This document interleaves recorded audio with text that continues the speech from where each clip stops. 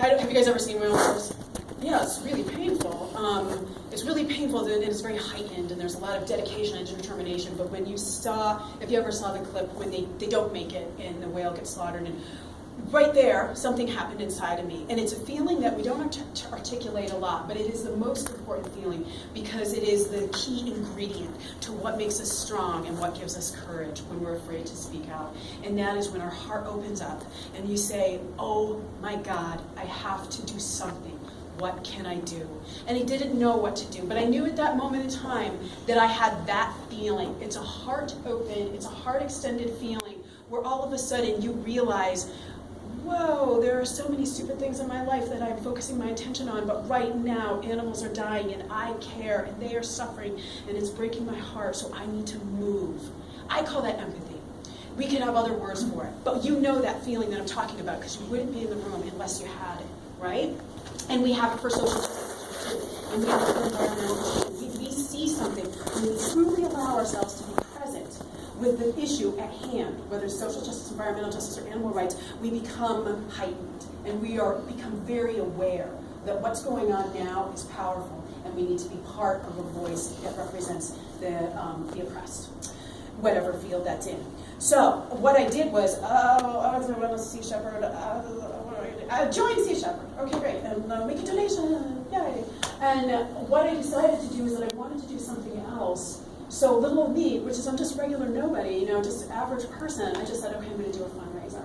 And I did a fundraiser with something that I have some experience with, which was running. And I got my friends involved, and we ended up making $1,000 for Sea Shepherd, and then starting a group for ultra runners that actually is there only for service and only to raise money about issues of all variety. So that's the piece of how we begin to look at it. And there's a few other principles that, before we take questions and kind of get into the nitty-gritty of what's going to be helpful to you and what we're doing around here. But this feeling, this alive feeling, is what we follow. So for me, this is about the heart. And it's about what inspires you and what makes you come alive. For some people, that's horses. For some people, that's companion animals. For some people, that's animals, captive animals living like in a zoo or in a circus. For some people, that's farm animals. For some people, that's animals in vivisection. Come on in. So you begin to listen to what draws you. You begin to listen to your heart. When you feel that movement inside of you that says, yes, I'm willing. Next thing we need to look at is our fear.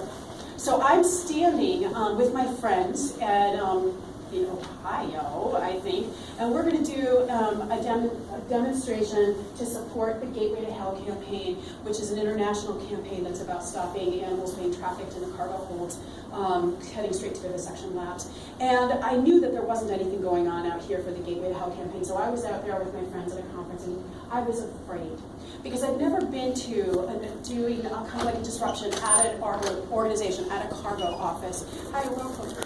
And I had fear. And I looked around at what the people were doing, and they had their voices, and they had their signs, and somebody had a bullhorn. And I remember thinking to myself, oh shit, I'm going to have to learn how to do this. Because I don't see anybody doing this out where I live. And I had that sort of nervous tentativeness about it. And I just kept my eyes on that. It was not something I wasn't acquainted with. I was very acquainted with my fear and the meekness of, oh, could I be the one? Should I have a voice? So we go back to empathy. But so we don't discount our fear. We're very aware of it. We're very aware of it. And then what we do is we begin to feed the empathy. Before I would go to a demo that I was afraid to go to, I would watch the video that reminded me, holy shit, animals are dying, monkeys are getting kidnapped from their mothers, and tubes are down their nose, and it's horrible. So I can be strong. All right, so we're aware of the alive moment and what calls us, and we're paying attention to our heart. What makes us have courage to move through our fears? Courage comes from the heart, right? So when you're willing to say, you know what? This is more important. I know I don't feel like I have time. I know I'm nervous. I know that this is not what I usually do. I don't see a lot of other people doing this. Should I be the one that raises money? Should I be the one that's going to a demo? Should I organize that? Should I buy a bullhorn? I don't know. That's where we take our heart. Courage comes from the heart, and it has to do with our fears too. So anyway, when you think about getting started in activism, the place that you want to start is where you've got those feelings. And I just wanted to say, hi Annika, I just wanted to kind of give a little whatever. Is there anybody that's had that feeling that I'm talking about? I'll just give you another example. When I saw Vegfest and I saw the pig kind of like that being installed in it, like that seared in my brain forever, and I said, I will never not do something. I will always be doing something for farm animals. Who has a moment that they remember that feeling of alive empathy to that animal's plight in the moment? You. Please speak.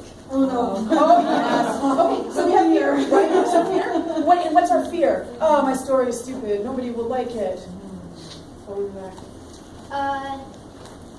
There's a documentary Conspiracy, I think you might have seen. Yes, yes. A documentary that says that animal agriculture is the leading cause of rainforest destruction, ocean dead zones, and habitat destruction.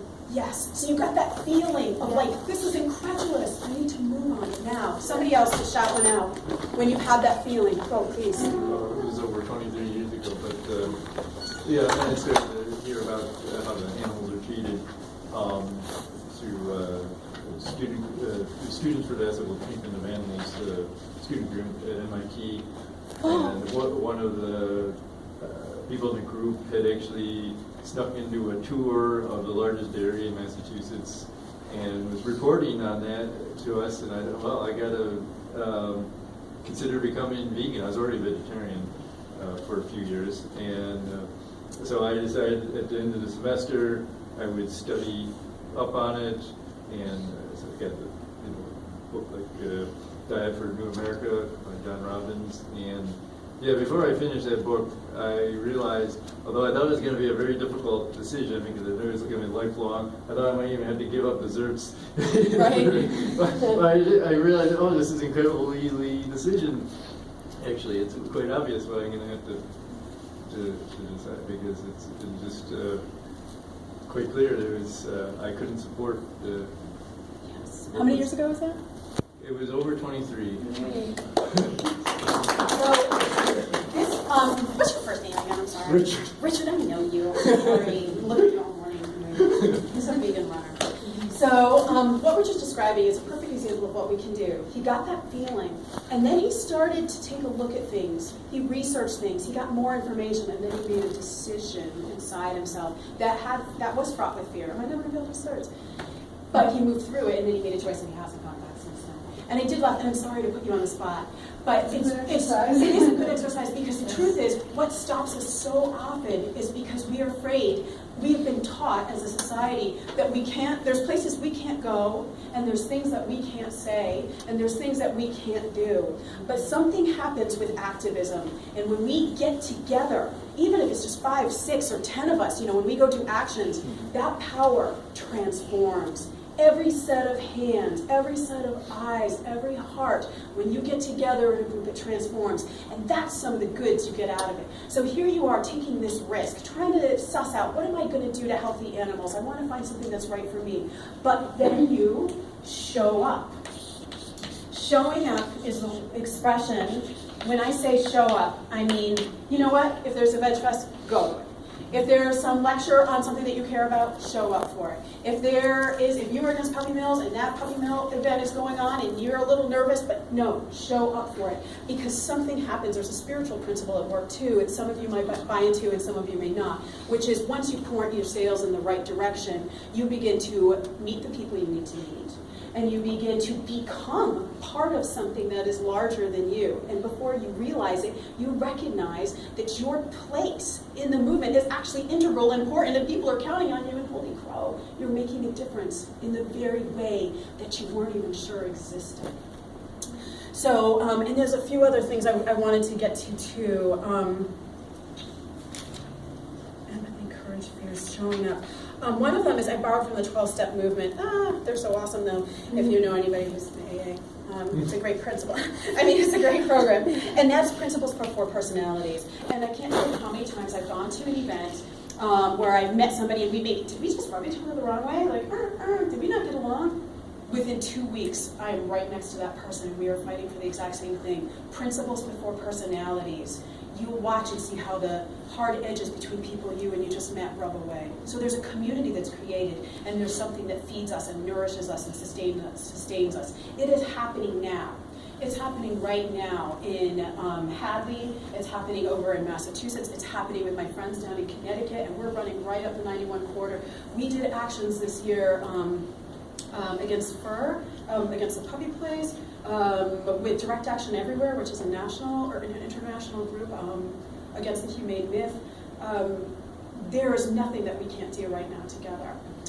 Balance. Balance is another important principle. I don't want anybody to lose that, because everybody who knows me has seen me lose my balance. There's so many wonderful events around here. There's so many ways to educate yourself and to build community and get involved in the activist community locally, regionally, nationally, or internationally, right out of this hotbed we're in. So, and these guys know, they've just been to so many events in a row, that balance is important. There will always be another action. I wanted to share a little bit about some of the different ways to get involved. Am I okay now? We doing all right? Yeah. All right. So there's major subgroups in the animal rights movement. We have farmed animals. It's huge right now. People are talking about it. It's amazing. We are alive in a time where people are speaking up for farmed animals and making them real sentient beings right before our very eyes. It's remarkable. There's a huge movement going on, and it's going on nationally, regionally, and internationally. So that's a great place to start. There's organizations. There's any place that you want to plug in to a movement that's going to help farmed animals. Oh my gosh. Plug into a sanctuary, plug into a national group like Mercy for Animals, plug into a local Direct Action Everywhere chapter. There is no way that you are not going to fit in somewhere. There is no way that your skill set is not going to be used, every single smidgen of it, with an incredible amount of compassion and love. So we've got farmed animals. Then we've got animals that are used in lab testing and product testing, and it's one of my favorites to talk about. I've been to tons of conferences on it, and I do educational workshops on it. And then we also have companion animals, like what's going on with the puppy mills. And then we also have captive animals in entertainment. So, and then there's wildlife. I think, did you talk about wildlife too? And that's one that I actually don't know a lot about, but you see organizations out, like Sea Shepherd, who's here today, protecting our wildlands. And everything truly is connected. Fur, right, thank you. And then animals used in the industry, the clothing industry, so fur, leather, wool, angora. So you might choose by looking at a certain category that you're interested in and care about, or you might choose to get involved by basically, I know Cheryl Becker from Aurora, and she does the Puppy Place campaign, and I like the work she does, so I'm going to jump on board with her. You might choose a national campaign like we do, Direct Action International, where everything is an incredible network of people and friends from across the country, and we support each other. And there's many ways to jump in. I have a friend who he can't make it to the actions, but he writes all the press releases. Another person in our group does all the Twitter and Instagram. I mean, there's a place for everybody. Okay, so as I was talking, do you have things that either one of you want to share? So I guess I just also want to reinforce, especially when you're getting involved for the first time, just find what you love, what makes you really, really excited, what makes you want to show up, right, and be involved there. And like Anna got started in the running community because she was already there and sort of knew that community and knew how to make a difference right away. We do a lot of work on campus, and we really like to. Like, did we lose the number? No. Oh, you moved up. I'm like staring right at you. You moved up. That's great. So we really, really want to connect with other students in the 5 College area, and everybody, anybody of all walks of life are welcome at our meetings every week. We meet on the Smith campus over lunch on Mondays, and I'll put all our contact information and things like that up. And we do a lot of education, and we host speakers and things like that right on campus because that's where we are and that's the resources that we have. So definitely just jumping into the place that you're in, the community that you already are connected with, I think is a great way to get started. And making those connections with other activists who have a shared mission is just so important, so that you don't get into that feeling of like, oh, I'm doing this alone and I you know, I have this like minority viewpoint, and what am I even really doing? Just connecting with like-minded people on a regular basis and having that support system, I think, is such an important part of keeping yourself motivated and keeping you excited about doing this work. It's going to actually make you more effective in the long run. So making sure to prioritize that community and prioritize self-care is, yeah, I just can't. Shelby. Yeah, I would just add to that and just really emphasize the importance of that, because I went vegan when I was in 11th grade, and I had never met anybody who was vegan, or like I barely knew very many people who were vegetarian. And then I went to this really cool like activist summer camp kind of thing, which was really short, very small, but just having gone there and having met so many like people my same age who like cared about animal rights and who were vegan, like that like empowered me so much to like seek that out in other places. And that was just like such a turning point, because I did not consider myself like an activist, like an animal rights activist. I didn't really have as much motivation to like research everything and like really like go the next step. But having people like supporting me and like I knew they were there and that I was not alone, that was like the huge turning point. So Thanks, Shelby. One more thing I wanted to say was something that you'll find, which is good to talk about in our community, is just splitting. Some organizations are super grassroots and they're like, oh my gosh, the corporatocracy of PETA and Mercy for Animals. And some people are like, well, you guys are welfareists, or whatever, your methods aren't going to work. So there's a lot of fighting. It happens because we're human beings. And just be aware of it and know that it goes on and you don't have to participate in it. And it's a really just, it's kind of like a love letter of what it means to be human and care passionately about something. Sometimes when we are, when we care about things that are like do or die, like animals are dying and I care, and our planet is dying and I care about those things, something happens in our brains and we move from a place of our prefrontal cortex into our amygdala, where the seat of our like animal primal brain is. So people get into arguments and people truly believe that their one way is the only way to go. And it's just part of the toll of being human, is understanding that and respecting that about each other. And in terms of primal drives, we want to be included, and we truly believe what we're doing is right. So that creates schisms. Oh, so-and-so believes that, and this is what they say. Well, I'm in this camp because I'm loyal to them. And loyalty and inclusion and truly believing what we're doing, what is right, can somehow create these striations. But they happen, and they're okay, and it's just the price of being human. I did a lot of feeding my empathy the way Madeline and Shelby are talking about with community. And I also read a lot, like Richard was saying, and I also went to conferences. I went to regional conferences, and I went to national conferences. And I went to the international conference in Luxembourg, and the amount of fuel I gave to myself so that I could remember those wide open moments of truth, I knew I needed it because I didn't want to fall asleep again. I had fallen asleep again. I had been an activist when I was younger, and then I sort of got away from it.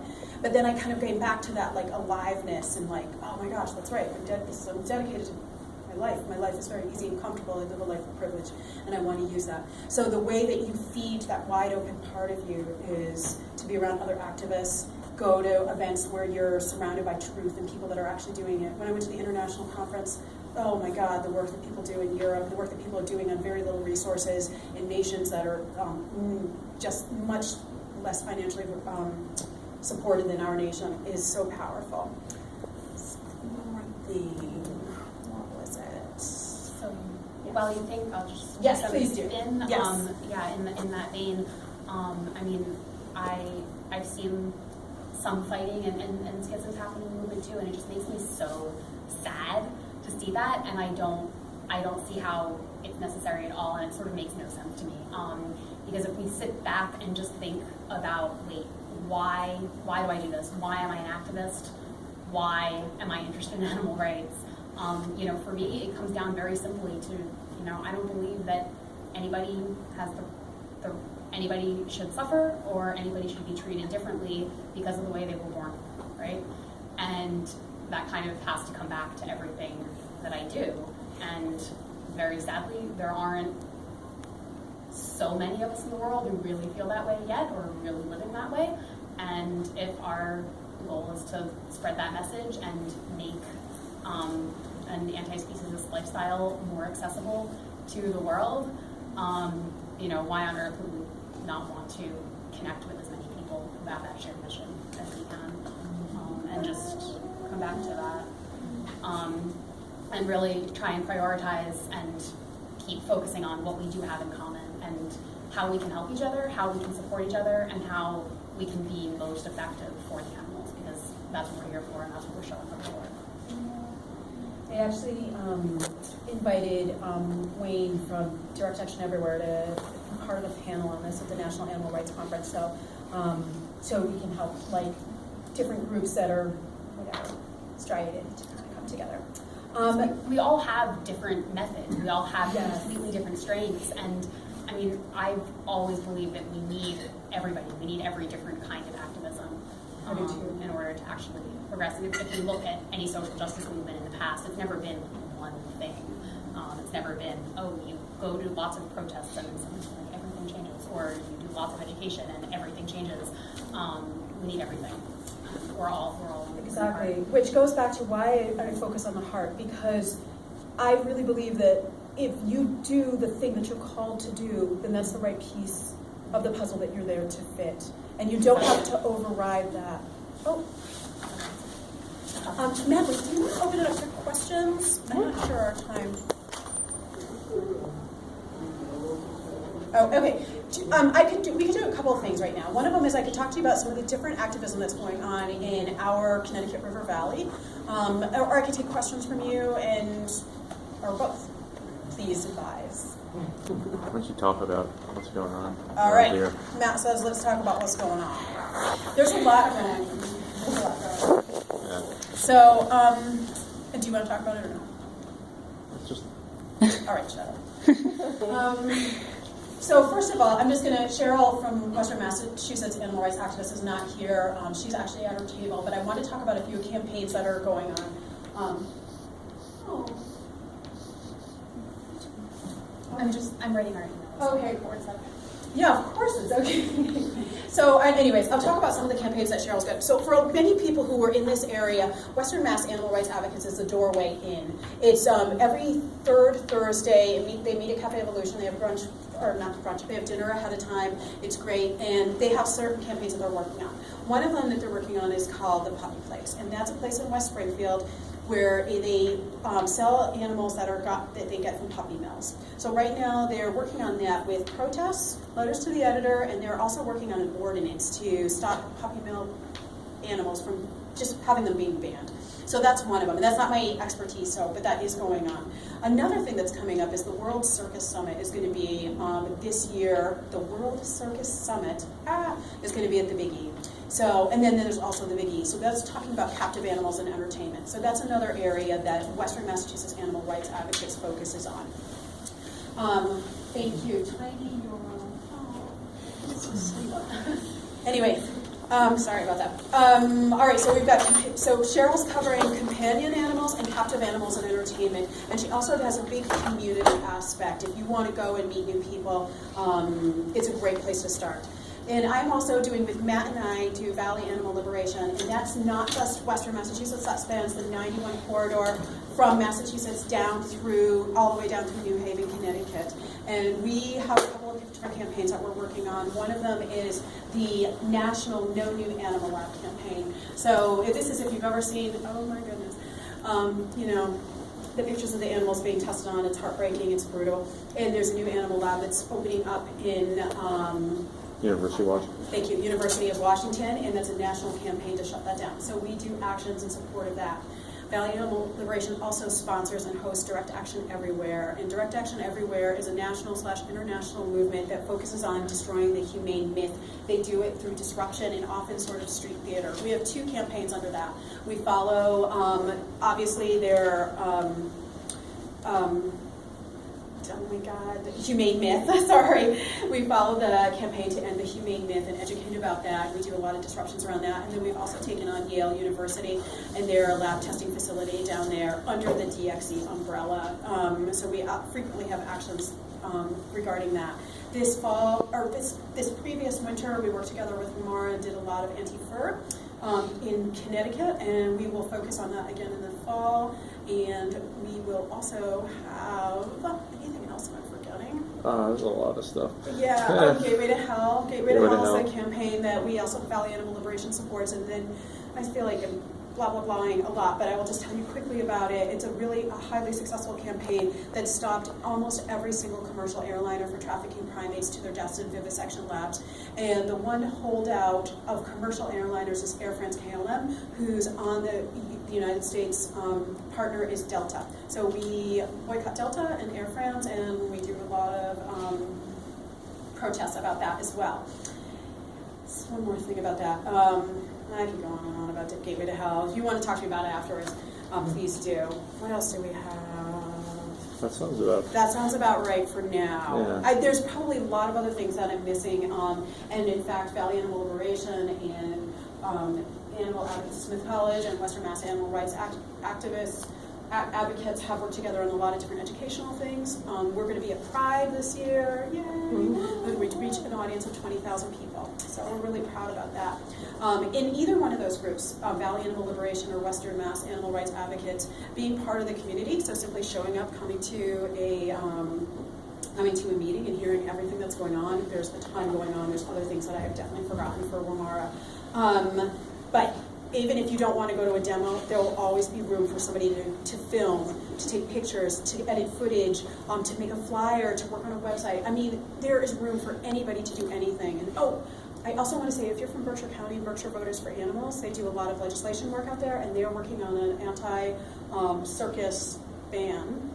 So if we think regionally, we're really thinking about plugging into certain campaigns that are national or regional or international, and that's a really easy way to do it. Okay, questions?